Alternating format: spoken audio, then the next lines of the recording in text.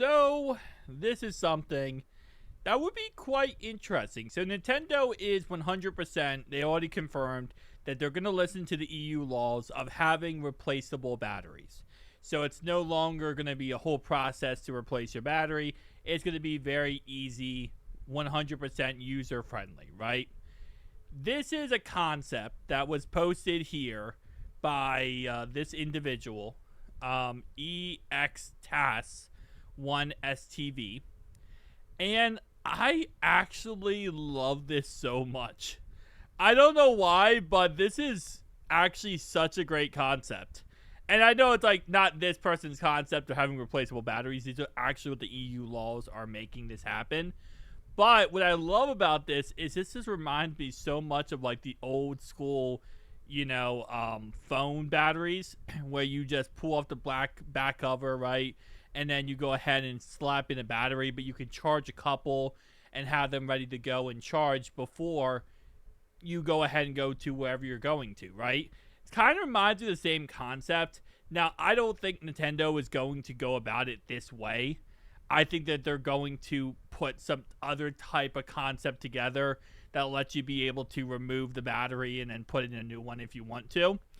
But this concept right here, I feel like I don't know, it just works for me. So the cool concept here is you take this little battery thing, right? And you would slide it in the back here, and it would just go ahead and click in with this little piece right here. And when you wanted to take out the battery, you just push in that little piece and you slide it out.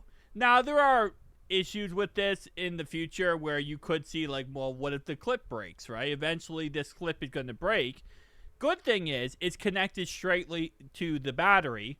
So if the clip breaks, you just replace the battery, right? So it's not like it's a Nintendo Switch issue where it's going to break here.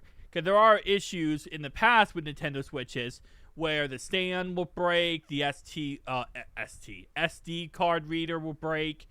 Over time, using something at a mass amount is going to cause it to eventually break. That's just how technology works.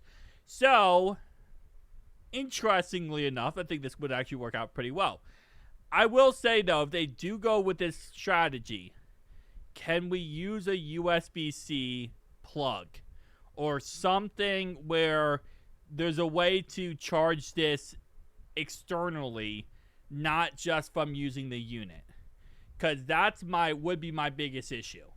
And I know Nintendo's not going to let that happen. They're going to make it so you can't charge this externally. But we'll see. I'm sure third-party companies out there are going to try to find a way to do it. But having this like as an external, like let's say, for example, you go on a trip, you have like 5 or 6 of these batteries, you charge them up the night before, you put them in your bag. Now you have this Switch that's able to run for pretty much like 3 days worth of actual play time, which would be amazing. So I love this concept. I want to see it soon. But here is the next problem I will say. The reports are, if we get this, when we do get this, because it's going to happen. It's not a if, it's a when. I'm going to assume this is going to come out with a cheaper variant of the Switch. Because there's a lot of Switch 2s already manufactured. Way before the EU was trying to push this law on Nintendo.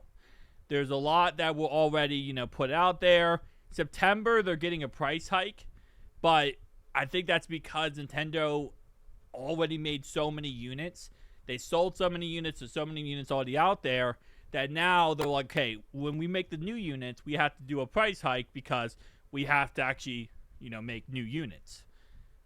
I wonder how they're going to implement this with a release.